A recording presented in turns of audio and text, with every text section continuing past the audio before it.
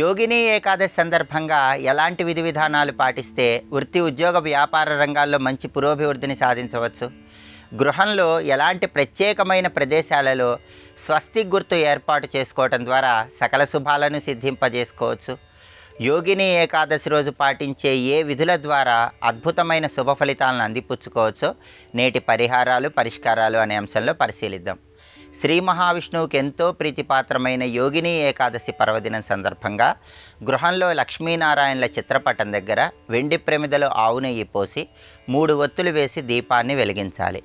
అలాగే తెల్ల గన్నేరు పూలతో కానీ, నందివర్ధనం పూలతో కానీ, తుమ్మి పూలతో కానీ, జాజి పూలతో కానీ లక్ష్మీనారాయణల చిత్రపటానికి పూజ చేస్తూ ఓం నమో నారాయణాయ, ఓం నమో భగవతే వాసుదేవాయ ఈ 2 మంత్రాలు వీలైనన్ని సార్లు పఠించాలి. అలాగే తులసి మాలికను లక్ష్మీనారాయణల చిత్రపటానికి అలంకరించడం, తులసి దళాలతో పూజించటం, తులసి జపమాలికను ధారణ చేయటం ద్వారా లక్ష్మీనారాయణల సంపూర్ణమైన అనుగ్రహం కలుగుతుంది. అలాగే పచ్చకర్పూరంతో హారతి ఇవ్వటం ద్వారా భూ సంబంధ గృహ సంబంధ వ్యవహారాలలో విజయాలను సిద్ధింపజేసుకోవచ్చు.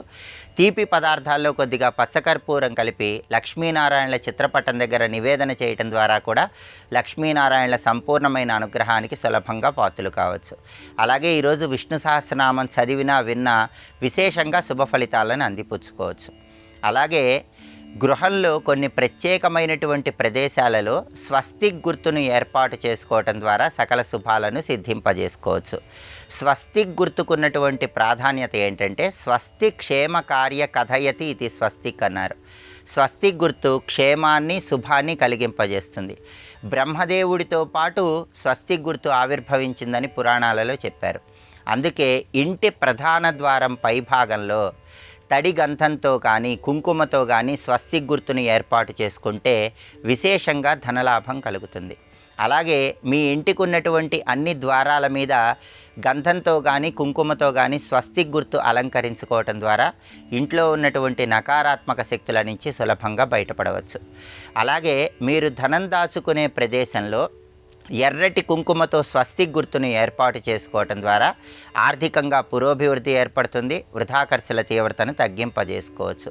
అలాగే ఇంట్లో మధ్య భాగంలో గోడ మీద స్వస్తిక్ గుర్తు ఏర్పాటు చేసుకోవటం ద్వారా కుటుంబ కలహాల తీవ్రతను తగ్గింపజేసుకోవచ్చు.